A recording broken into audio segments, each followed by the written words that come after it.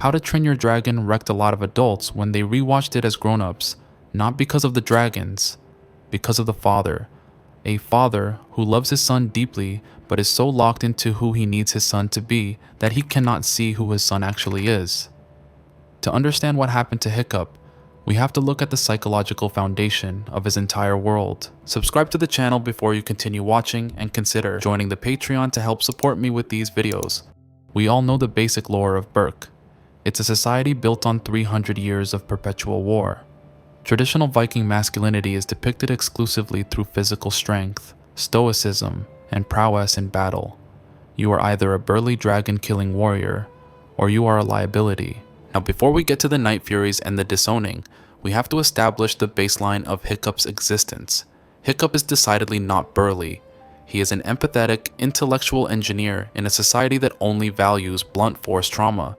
He's basically a medieval defense contractor trapped in the body of a STEM major, but he is trapped inside the expectations of the rest of the Vikings, completely unable to be any other way than who he actually is. And this brings us to a terrifying biological reality.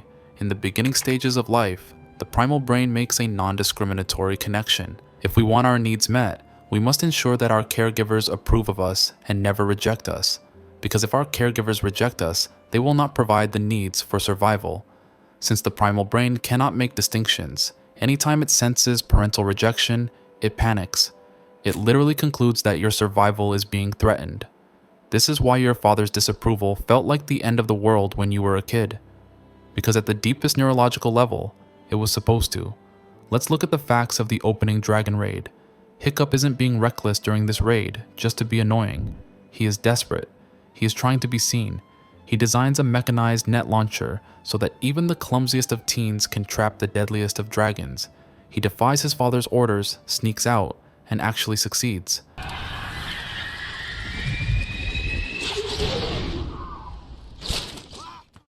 He traps a Night Fury, but he does it in the dark, alone, out of sight of anyone else in the village. And when he tries to explain what he did, he fails publicly while his father watches. Look at Stoic's body language in these early scenes. Stoic oscillates between never looking at his son or staring at him with a scowl of profound disappointment. For the entire first half of the film, the only times Stoic touches Hiccup are to save his life, shove him, drag him, or correct his posture to look like a better Viking. Even when Stoic is calmer, he never affectionately touches his son. He always stands at a distance, creating a noticeable physical barrier between the boy and his father. If even the eye contact between a father and son is dysfunctional, there is no way they can connect, listen to one another, or understand each other. Hiccup spends almost every scene with his father cringing and wincing. He has never known what it feels like to simply be enough. But here's what happens when a child tries to be the wrong version of themselves long enough. They start to disappear. In a 2023 longitudinal study published in Frontiers in Education, researchers examined what happens when children perceive their parents' love as conditional. These children do not feel that their parents' love and support is free. They believe they must earn it by meeting their parents' generally high and sometimes unrealistic expectations. This perfectly mirrors what psychologists call transactional parenting. When attention becomes a reward contingent upon a child's compliance, the warmth that typically characterizes a healthy parent-child relationship is replaced by tension. According to a massive 2022 meta-analysis in the Journal of Adolescence, this conditional regard is significantly correlated with catastrophic outcomes. It leads to severe anxiety symptoms, emotional dysregulation, perfectionism, and deeply lowered global self-esteem. When the parents' expectations directly contradict how children experience themselves, children may hide parts of their identity. If a parent seems uncomfortable with a child's sensitive nature, the child quickly learns that suppressing their emotions will achieve the goal of acceptance. They chisel and shape their personality to impress their parents.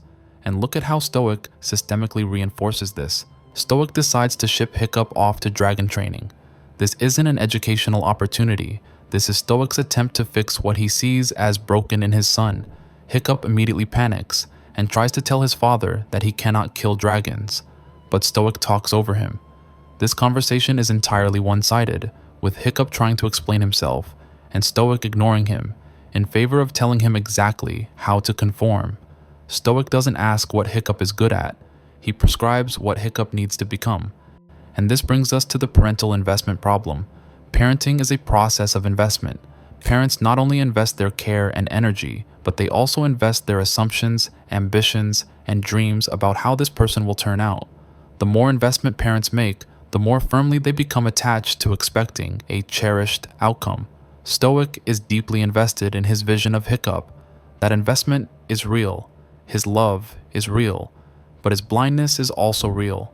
We see this perfectly in the portrait scene. Stoic has a portrait painted of Hiccup, but alters his appearance to make him look strong, mighty, and traditionally Viking. Stoic thinks Hiccup will be proud of how heroic he looks, but the exact opposite happens. Hiccup is enormously hurt. He is reminded of who he is not, and who his father still desperately wants him to be. Stoic doesn't love Hiccup. Stoic loves a fantasy of Hiccup that doesn't actually exist, and when that fantasy is finally shattered, we get the most devastating scene in the entire franchise. You're loaded with them. You're not a Viking. You're not my son. These words are weapons, and they become wounds that linger for years. According to Dr. Carl Pickhardt from Psychology Today, there are 2 statements parents should never say to their adolescent. You have really let us down, and you have really disappointed us. He has seen teenagers brought to tears from hearing these words, treating them as signifying an irrecoverable loss of love. Stoic didn't just express disappointment, he severed the biological tie. Hiccup then loses everything. He loses his father's pride, which he had only just gained through deceit. He loses his tribe, he loses Toothless, and he loses his fundamental safety in the world. And the tragic irony of this entire dynamic, Stoic's pride during dragon training was never actually for Hiccup. It was for the version of Hiccup that confirmed what Stoic had always wanted. Hiccup was subduing dragons using his unique gifts of observation and empathy. But Stoic was overjoyed because he mistakenly believed Hiccup was finally adopting the aggressive Viking way. He was proud of a lie. And then, in a cove, alone, with a creature the whole world had told him was his enemy, something happened that Hiccup had never experienced before. There is a symbolic story hidden entirely within Hiccup's hands. When Hiccup first meets Toothless in the woods, his hands are curled tightly around the hilt of a knife. His hands are tight. They are squeezing. They are hard. They are the exact opposite of being open to connection. The next time Hiccup approaches Toothless, his hands still are not free. He is holding a shield and a fish, but then he drops his pencil, opening up one of his hands. It's the first time he really opens himself to the unknown, which leads us to the forbidden friendship sequence. According to the 2010 film's behind-the-scenes DVD commentary, the most important moment in this franchise wasn't planned at all. Hiccup has learned that the body language least threatening to dragons is turning his head down, looking away, closing his eyes, and slowly reaching out his open palm. He is communicating one thing: I am willing to trust you. But to build that trust, both sides have to agree. Toothless, who has been physically and emotionally wounded, leans in, but just before his snout touches Hiccup's palm, he pauses. For a single beat, the dragon hesitates, but that accidental hesitation added a profound depth to the story. It implied cognition. It implied that Toothless was weighing his options, processing his fear, and eventually making the conscious decision to trust. When Toothless presses his snout into Hiccup's hand, it is the psychological turning point of Hiccup's entire life. Toothless didn't ask Hiccup to be stronger. He didn't ask him to be more Viking-like. He didn't ask him to conform to any existing mold.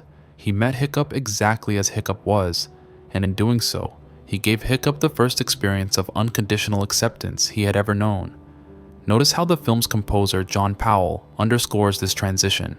When Hiccup is first figuring out how to ride Toothless, Powell uses bagpipes, an unfamiliar instrument, perfectly symbolizing that Toothless is the unknown in this story. But in the bonding scene, Powell switches to more familiar instruments. He combines Hiccup's and Toothless's themes together for the very first time. They literally learn to fly together as one. Toothless is the first mirror that didn't ask Hiccup to change his reflection. This movie's cultural footprint is massive for a reason. The 2025 live-action remake of How to Train Your Dragon became the franchise's highest-grossing film, pulling in $636.4 million worldwide. It earned a 97% audience rating and became available to stream on Netflix US in February 2026. Millions of people are rediscovering this story right now. A sequel is already scheduled for June 2027.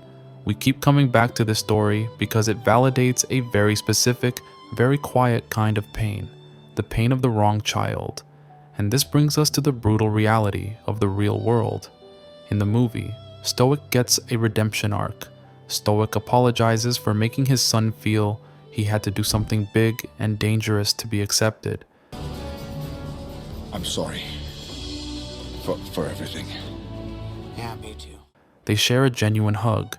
Stoic's redemption arc completes in the sequel when he finally makes the ultimate sacrifice, dying to take a blast meant for Hiccup. He's not a perfect father, but at the end of the day, he proves his love. That redemption is beautiful on screen, but in real life, not everyone gets a Stoic who finally learns how to see them. Some people never hear their fathers say, "I'm proud of you." For many adults, that is a devastating realization. Without those experiences, those who received only conditional love may spend a lifetime trying to make up for a backlog of unmet needs. You enter friendships and relationships doing your best to please everyone without a second thought toward your own well-being. You replicate the validation dynamic with partners, bosses, or friends, leading to deeply codependent patterns. You spend years performing an identity you don't even believe in, holding on to the fantasy that if you can just maintain the illusion long enough, someone will love the version you are pretending to be.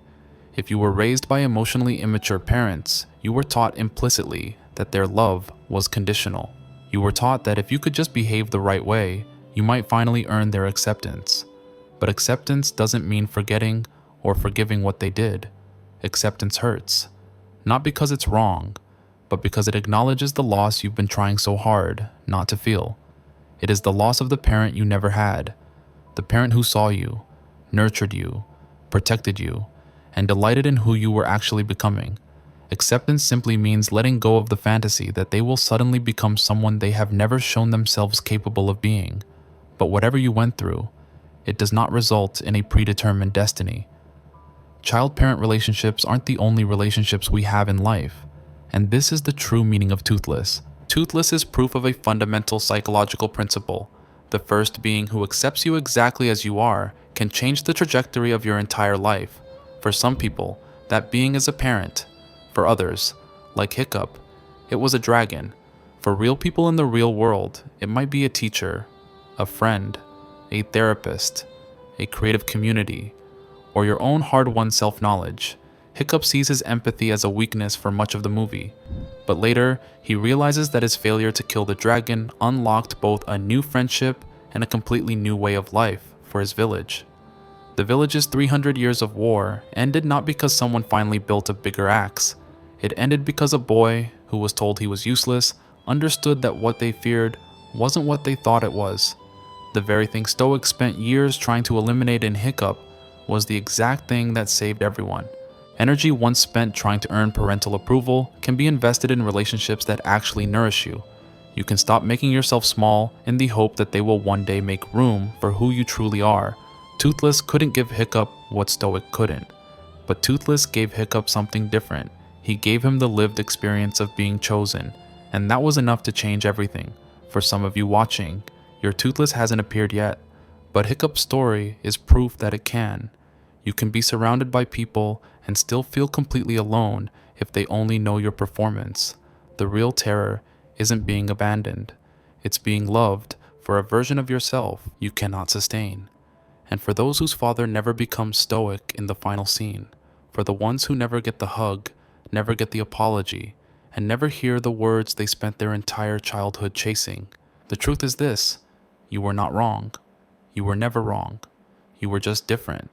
And the world needs that difference, whether or not one person ever learned to see it.